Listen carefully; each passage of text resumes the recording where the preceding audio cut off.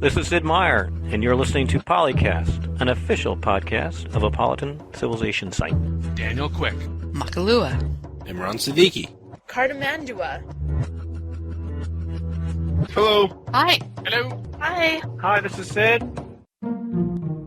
Sid will get an inside listen into how we do the show. Oh no, the secret's out. Oh, I was telling everyone already. Oops. Would. Welcome to an extra shiny episode of PolyCast, an official podcast of Apolyton Civilization Site. PolyCast episode 50. This may rival the Girls Playing Civ Christmas special for the most popular PolyCast episode ever. Rumor has it that Annalee and Mackie are annoyed.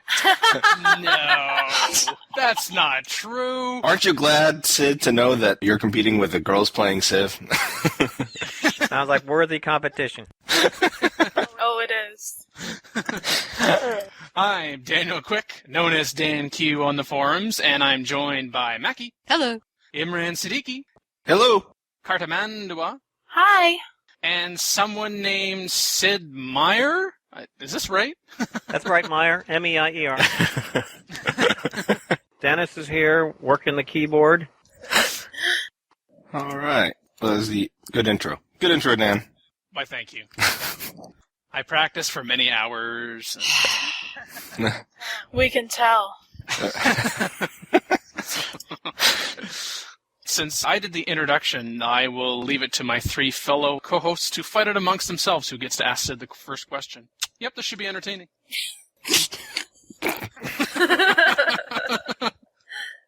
Let's do Mackie, me, and Annalee. Oh, let me guess, by seniority? Yep, exactly. Oh, why am I always at the bottom? This is a family-friendly show. Oh, dear. Sid's now thinking, gee, guys, that was great. I gotta go. Yeah. Great, I had a great time. Thank you very much. I'd like to do another one sometime.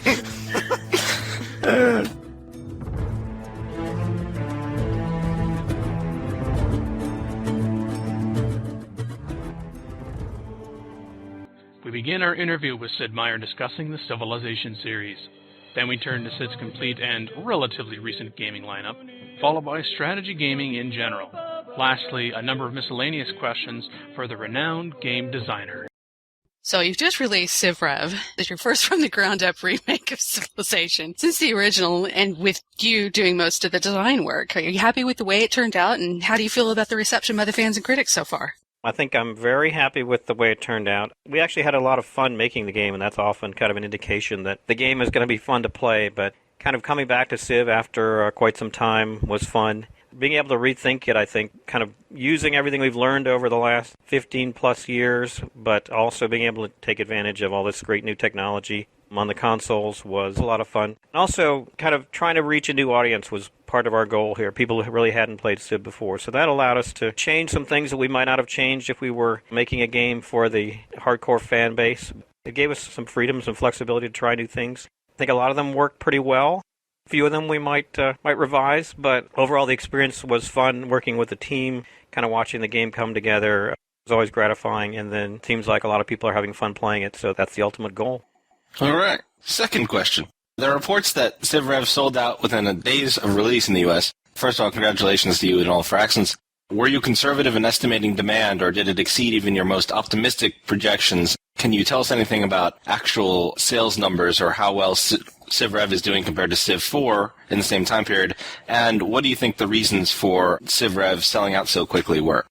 I don't have any actual sales numbers, but our impression is that it's selling pretty well. As to what our expectations were, it's really hard to kind of know how things are going to work. You get a sense of whether a game is fun or it's not fun, but there's so many variables, so many factors that go into sales and how it's marketed, whether it has a short shelf life, a long shelf life, a lot of factors. But I think the kind of signs that we're seeing are quite encouraging. I thought our demo actually helped us quite a bit. There were a lot of people playing the demo. Our impression was a lot of people who weren't that familiar with the Civ concept, the Civ game, maybe had just heard the name but had never played it, had a chance to play the demo and kind of really came around to finding this was something that was fun, something that they wanted to try, and there was kind of just enough in the demo to give you a taste of what the game was like, but enough was kind of left for the actual product to really make you want to experience the full game. So I think the demo helped us a lot. Take-Two has been really generous with their marketing and their support of the game, so those things put together, I think with a game that is fun to play, turned out to lead to some pretty positive sales. We're still in the early stages and we'll have to see how things go, but right now I think we're pretty encouraged by the initial reaction. CivRev is getting a lot of compliments for its intuitive controls and excellent interface, while the PC versions of Civ have never been known for doing that particularly well. Why do you believe this is? Is it a result of CivRev having a much more streamlined gameplay and therefore placing less demands on the controls and interface, or something else? Well, actually, one of the first issues that we really explored when we first started to think about putting Civ on the console was, could we come up with a control scheme, an interface scheme that would make it work?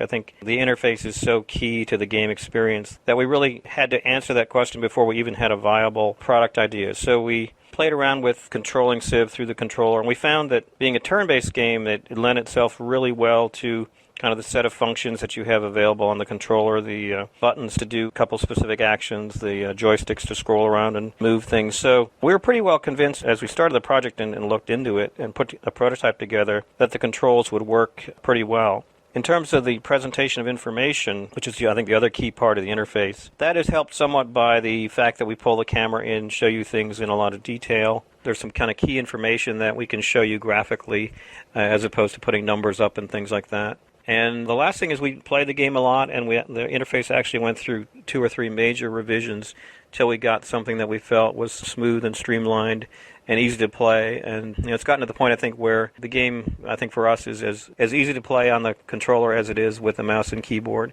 That was something that was very important to us, especially introducing the game to new players.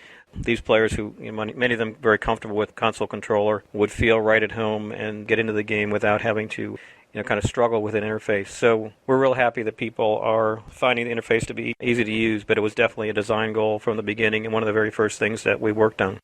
All right. Civ 4 had a level of modability unmatched by previous titles in this series, and we've seen some amazing mod work being done by the community, some of which has in one form or another made its way into the official game through patches and expansions. On the other hand, Civilization Revolution is the complete opposite. It doesn't even have a map editor. What do you see as the role of modding in future Firaxis games, and will future games be more like Civ 4 or more like Civ Rev?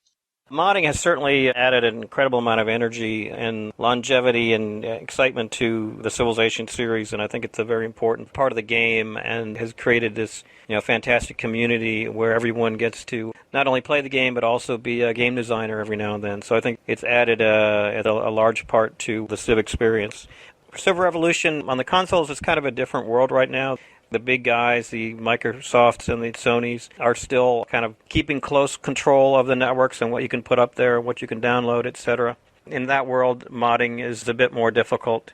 And with this being the first console product, we really wanted to focus on the gameplay itself and introduce the game that as we designed it. I think we would certainly like to take a look in the future at the possibilities of opening up the mod channel, but there's, on the console side, that's more complicated and involves not only us but some other players. We certainly value that part of the Civ experience, and we'll have to see what the possibilities are going forward. In terms of the PC Civ, I think it'll continue to be a really important part of the gameplay experience. It's just been fantastic. The interactivity, the interaction with players and fans and modders, and I think ever since Civ 2, it's been a key part of playing Civilization. Well, in a previous PolyCast, we were talking about the idea of having Civilization played on a hexagonal grid instead of the normal standard square grid, and wondering if that would ever be a future idea, or how did you get onto square grid as opposed to hex grid in the first place, considering it came from the board game genre? Right, that's been a big debate for the last 20 years, hexes versus squares.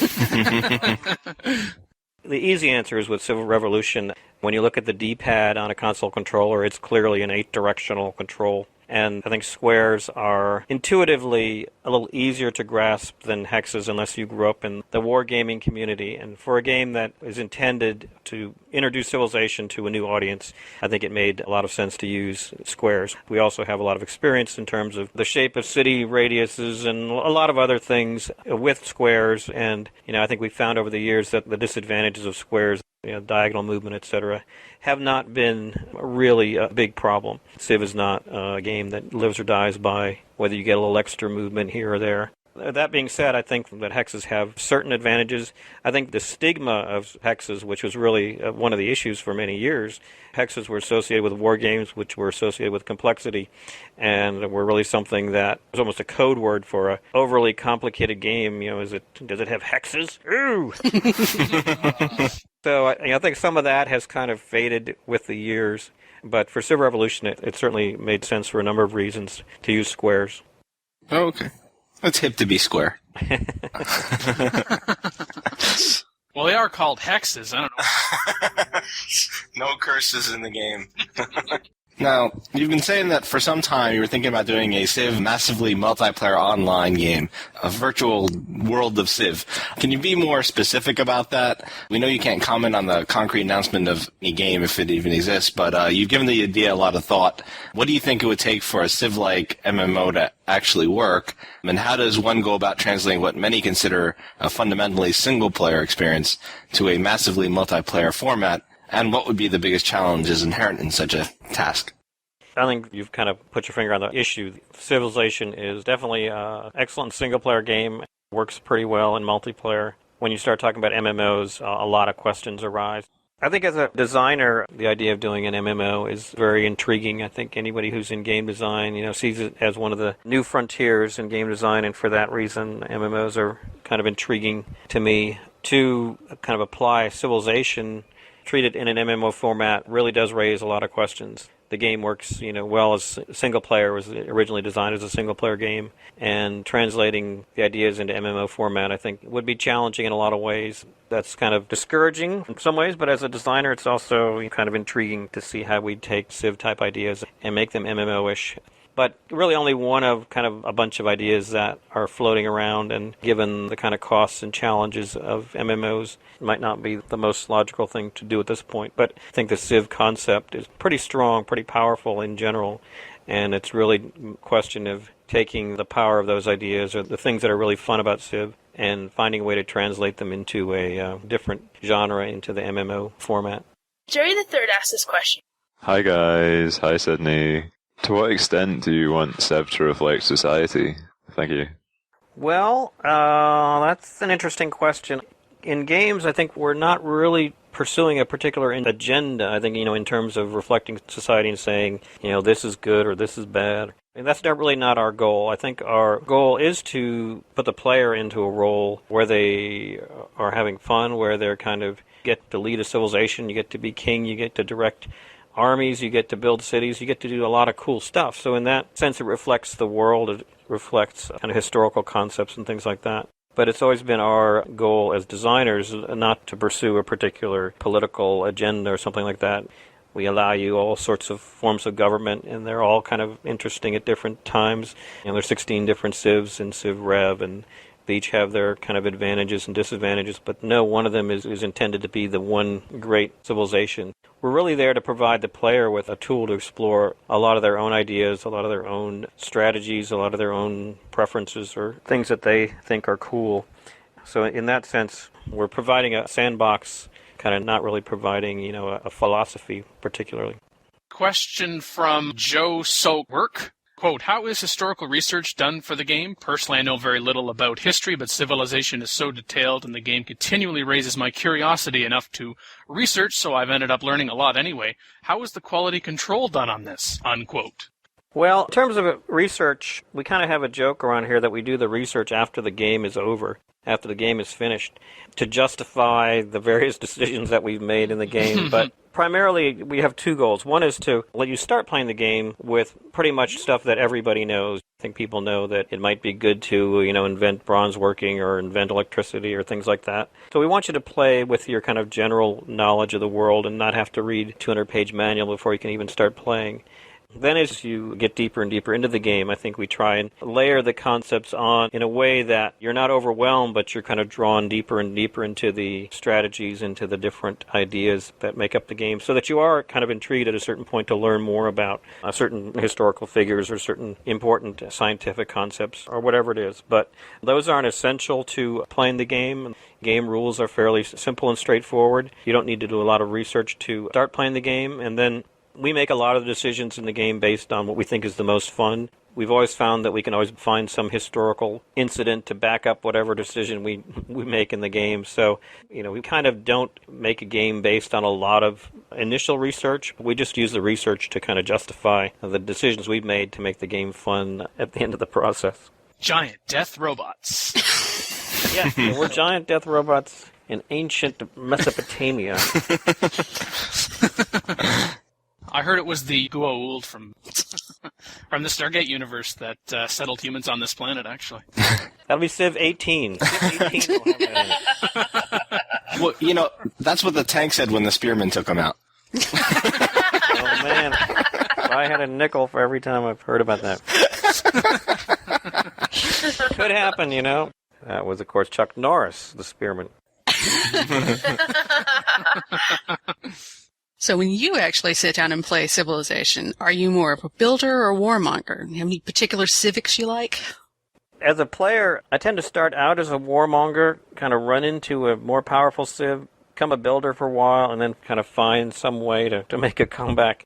I think one of the things that's been most fun about Civ Revolution is really the ability to change course, to kind of rethink your strategy a number of times during the game and really respond and react to what the other civs are doing, or what situation you find yourself in, or what wonder you might have a chance to build, or what artifact you find. Or there's so many ways that the game can kind of give you a new opportunity, a new option, a kind of a new thing to do, and being able to respond to that is kind of what I find the most fun about playing Civ Revolution. So my strategy is a lot based on what I find, what path the game takes. For me, no two games are really the same, because I'm kind of really responding to what other civs do or what the world provides for me. I've enjoyed actually playing in all the different styles, and I think one of the things we really worked on with Civ Revolution especially is to make all the different victory paths kind of interesting, proactive, and fun to play, but also not so limiting that you can't kind of change your strategy at different points if you really feel it's the thing to do.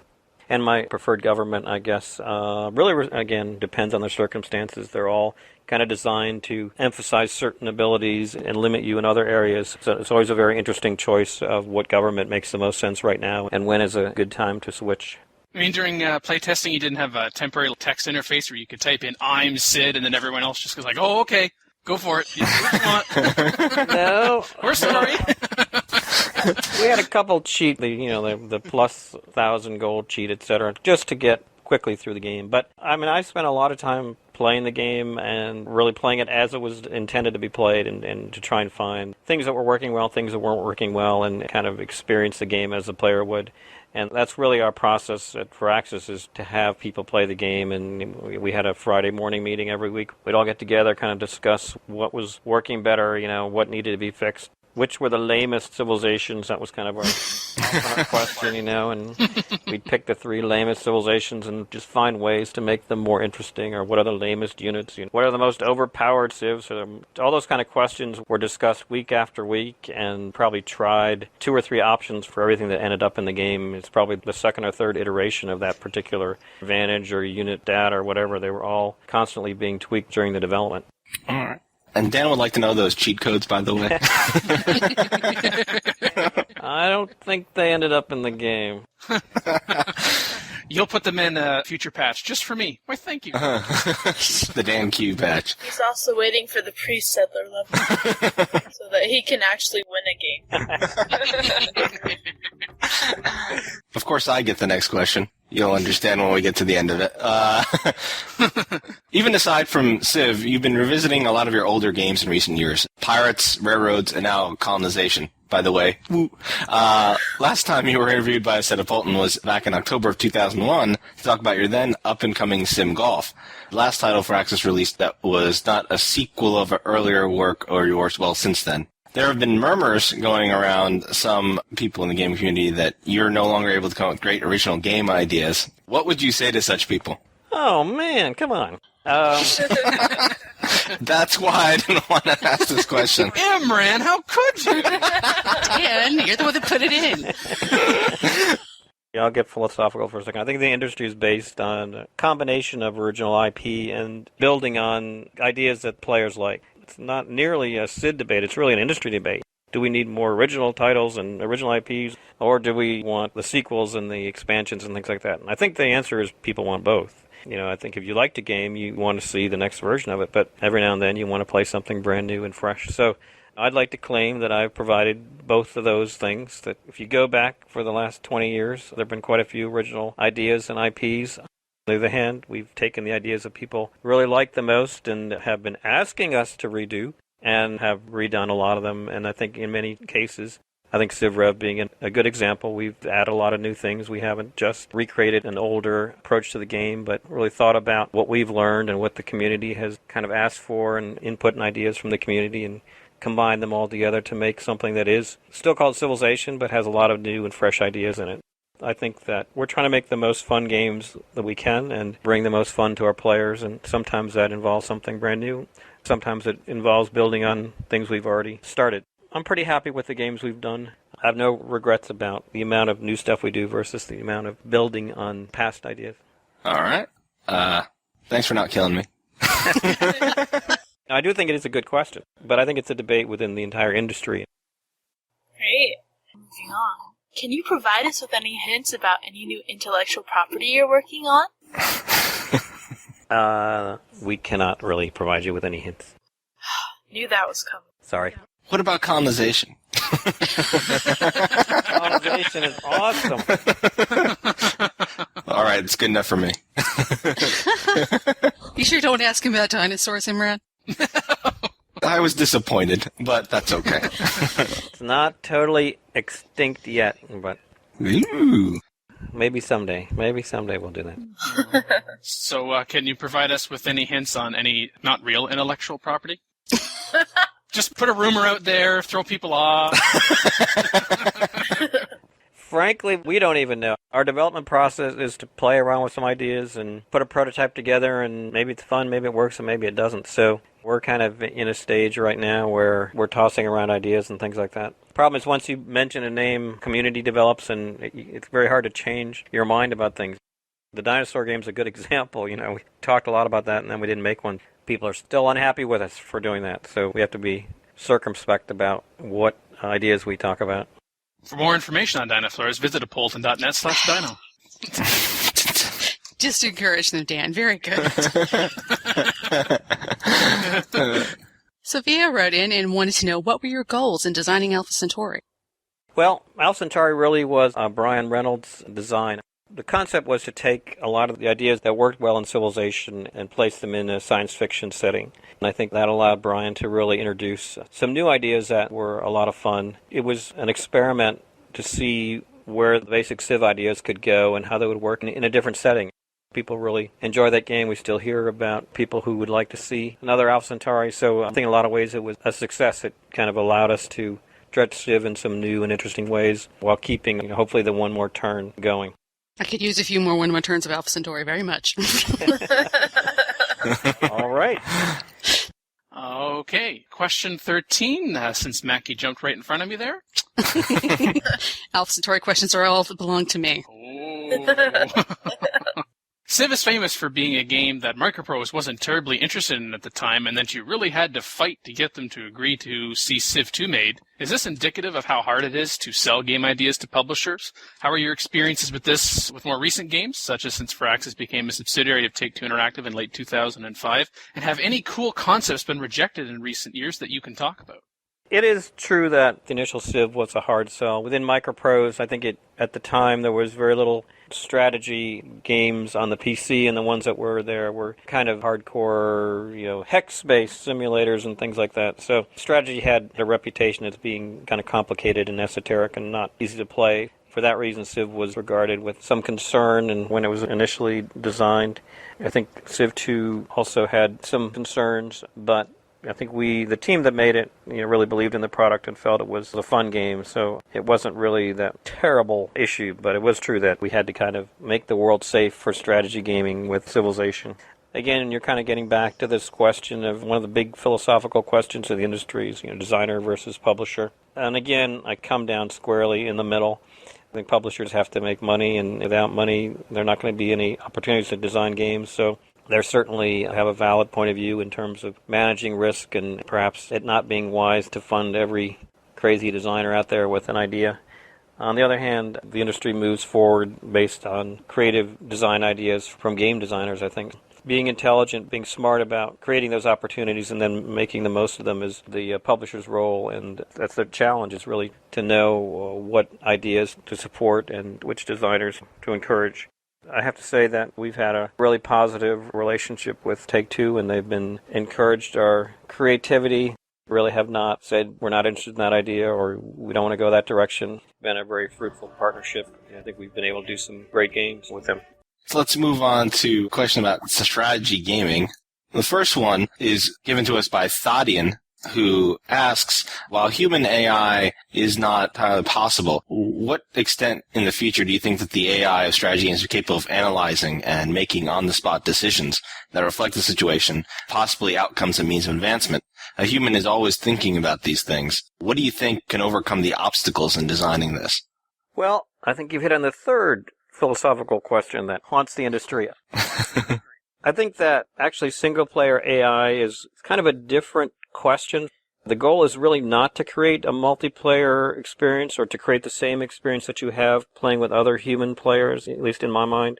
With AI, I don't think we're trying to create an artificial human in a multiplayer game with 4 players. You're going to win on the average 1 time out of 4. In a single-player game, if you win on the average 1 time out of 4, you're going to stop playing. It's just not satisfying.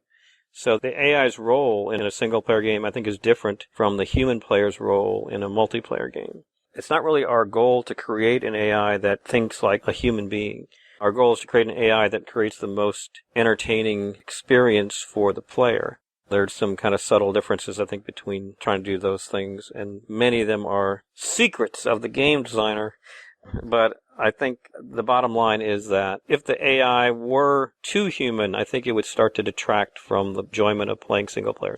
Our goal in creating AI is to create the most interesting experience for the player. The leaders in Civ Revolution get really annoying after a while. And that is deliberate because it makes it so much more satisfying to take over their civilizations and win against them. I guess most multiplayer players are also annoying, but there's certain goals that we have in creating AI and creating character and personality in the AI leaders, etc., that are designed to make the single-player game a lot of fun to play. In a recent interview with Gamasutra, Soren Johnson has spoken about how Spore will bring strategy back to the casual gamer. To share his concerns that the strategy genre is following the path of flight simulators, with games being targeted more and more to hardcore users, and that they're losing much of their mainstream audience along the way. Is the more streamlined gameplay of Civ Rev the future of strategy gaming and the very complex and deep mechanics of games like Civ 4 on their way out? Well, that was really long. Sorry. I think there's a really strong audience for both approaches to gaming. When we look at the numbers for Civilization, it's not like the numbers are going down. There's a group of players that really enjoy the style of gaming in Civ 4, and that's just a great game for them. That's the level of complexity and detail that they want, and they enjoy playing that game. On the other hand, Civ Revolution is an attempt to really appeal to a demographic of gamers that's looking for a different kind of experience, different level of detail, a different amount of time, a different kind of entertainment level.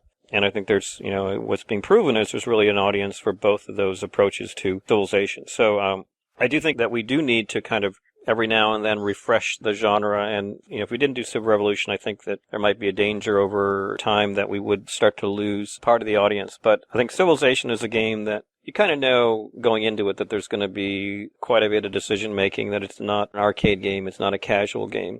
And I think the surprise of Civ Revolution is that we can bring this topic to players that haven't played Civilization before, that might consider themselves casual gamers or mainstream gamers, and they're finding that the game is fun to play. And I think that we're actually taking players who didn't really know they were strategy gamers and kind of introducing them and convincing them that strategy really is a genre that they perhaps want to pursue in their gaming life. There's actually a lot of parallels with the original Civilization on the PC. We talked earlier about how when Civ originally appeared on the PC, strategy game was kind of considered a weird little niche product that was very complicated and hard to play. Civilization kind of changed that perception. And I think, we're looking for Civ Revolution to, again, kind of change that perception that strategy games have to be complicated and kind of hard to play. And I think we know that strategy is the way to go and the coolest of the games. Every now and then we kind of need to refresh that idea and reintroduce that idea to the next generation of gamers. I look forward to someone to be able to play a game of Civilization 4 on their computer and a game of Civilization Revolution on the console concurrently. That was Now getting into some miscellaneous questions here. User-submitted question from Merg, who also goes by Kale. Quote, as a game industry veteran, what is your take on the controversy of violence in video games, unquote? I think part of the strength of the industry is the variety of games that we have and the variety of designers and design approaches that are taken to games. On the other hand, we need to take some responsibility for the content of games and what message we're sending to players and kind of what values we're encouraging or discouraging. I have a son who's about to graduate from high school, and I kind of watched him grow up playing video games and the impact, the influence it's had on him. I think I do feel a responsibility as a designer to be able to be proud of the content that we have in the games, of the experience you have in playing games. That's just my personal opinion and style and approach to designing games. I don't think that we need censorship, but I think that as players, we make choices in the games that we play. As parents, we make choices in the games that we play with our children and what we expose our children to, and that's probably where the responsibility should be. I have a particular approach to doing games and their content. I think other designers have other approaches, and that's part of kind of what keeps the industry really vibrant. But I don't take the point of view that it doesn't matter what we put in our games or it's only a game. For there to be a really immersive entertainment experience, that we have to take responsibility for what goes into the games, and that's what I try to do. Darzen also wrote in and asked us about, when you first got into gaming professionally, what were the reactions of people close to you? Were they supportive, or they were kind of hoping this was a passing phase and I'll add this, but you were going to get a real job? Actually, when I started making games, I had a real job. I really did it on the side in my spare time, weekends. I was very lucky that in those days I could basically make a game on my own. I didn't need to spend any money. I didn't need to hire a team. I did the art, the sound, the game design. I even duplicated the discs and put them in a plastic bag. So this was in the early 80s. And it was a very different world then, but I was really fortunate to be interested in gaming at a time when the industry was just kind of coming together. So I really didn't have to make a choice of quitting my day job and becoming a game designer. I kind of did both for some time until it kind of became apparent that the gaming industry might be hanging around for a while and there might be some ability to make a career out of it. I've always been interested in games back to when I was a kid, so I think that basically there was no sense that this was a horrible mistake, but the ability to kind of ease into it without having to kind of burn all your bridges behind you, that kind of allowed me to do it in a sane and comfortable manner. Next question is, your wife, Susan, is, quote, the Empress of Employee Matters, unquote, at Firaxis, and a fellow Rutgers grad. You have great taste. What can I say? And your son, I got to give a shout-out to the alma mater. What can I say? And your son, Ryan, has played Civ 4 at Apolyton 06, at least. How much feedback do they give you about your game designs and gameplay, and how often do they play against you or with you in your games, or otherwise? We solicit as much feedback as we can, and I think it's part of our style of developing games is to get as much reaction, as much feedback as we can from people that we know. Susan is very interested in me making a game which will create world peace. I'm working on that one in my spare time. But she has some big ideas about what games can be and really encourages us to think big picture about what we're doing.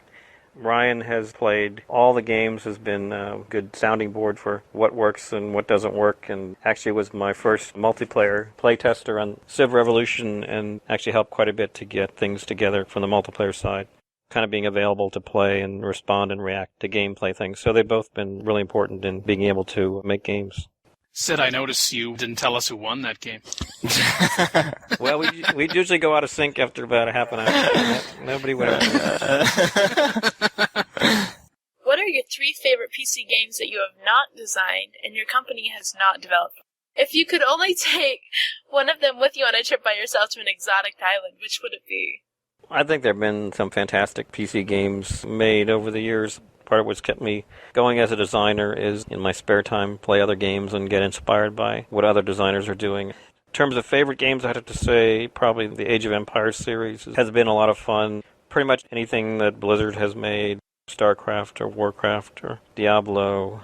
Company of Heroes, I think, was fairly recently, a really well-made game. If I could take one, it'd probably have to be StarCraft. I think that's a game I could play over and over and over again. I love that answer. Mackie's your biggest fan now. Oh, I don't want to seat you from your throne there, Dan. And this podcast just went millions of downloads in South Korea. Our last question then comes from the DS. That's not the platform, actually. That's a user. Just in case we were wondering if the DS were rising up against their evil human masters. The DS writes, quote, "What question have you always wanted someone to ask but they never have? And what is the answer to that question?" Unquote.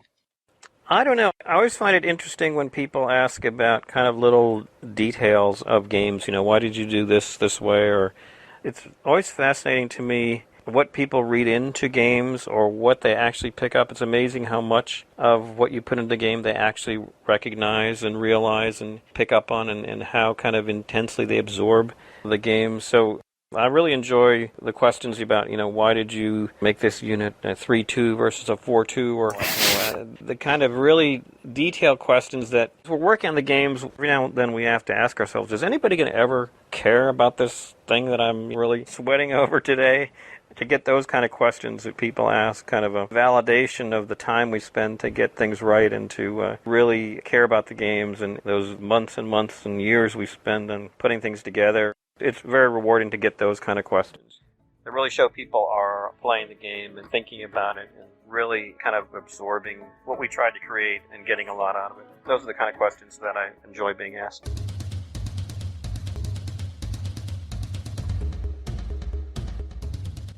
We know you're a very busy man. You don't have a lot of time to listen to podcasts, any podcast, but we know that you'll listen to this podcast and you'll think it's so cool you'll never listen to another one because, well, nothing could ever top it.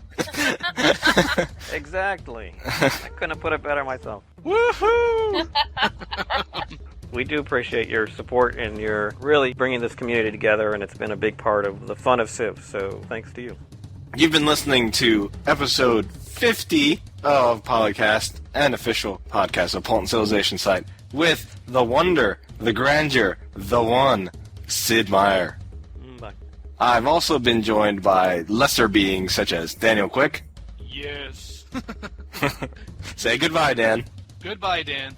And by Cartimandua. I'm a lesser bee. Bye. Makahlua. I'm greater than you think I am. Bye. I fully believe that. And I've been Imran Siddiqui. Say goodbye, Imran. Bye, Imran. This show is so weird.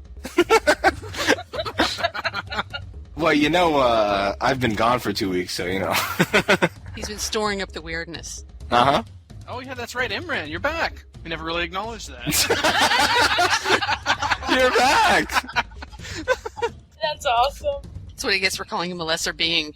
Thank you very much, Sid. Thank you also to Dennis for being in the background there. Yeah, thanks, guys. This was cool. Thanks. Thank you. All right, thank you.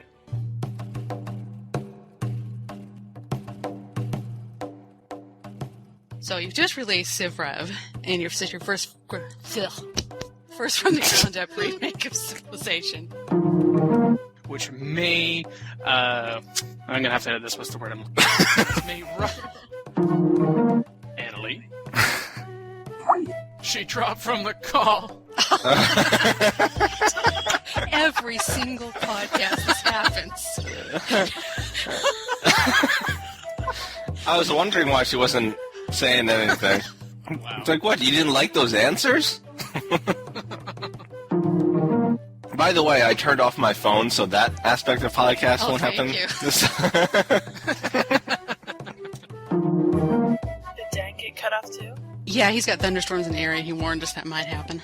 We'll get Dan back as soon as he comes back. But I guess, sorry about that, Sid. I guess you started to talk about it and suddenly... Right. Right. I guess we shouldn't be thinking about MMOs. Decide no Civ MMO. All right. And, yes, I'm back. No sooner I'd backed up my work than the power came back on.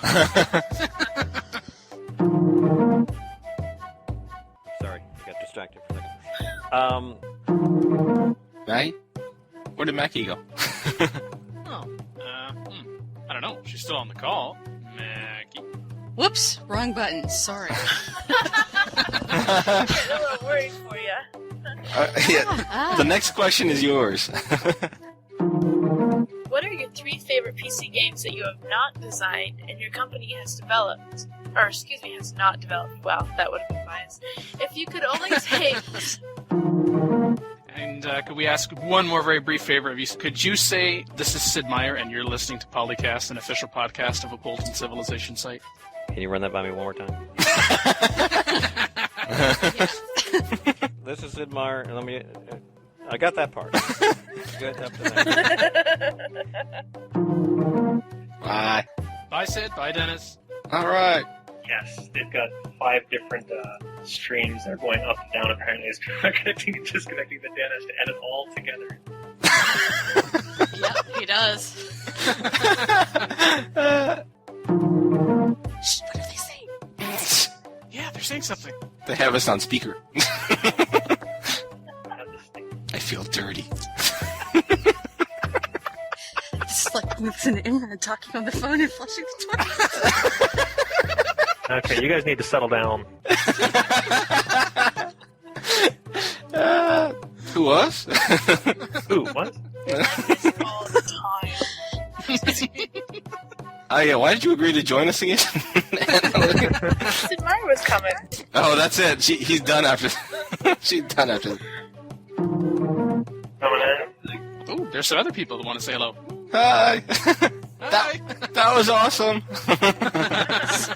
I loved you. That's what I wanted to say after the StarCraft question.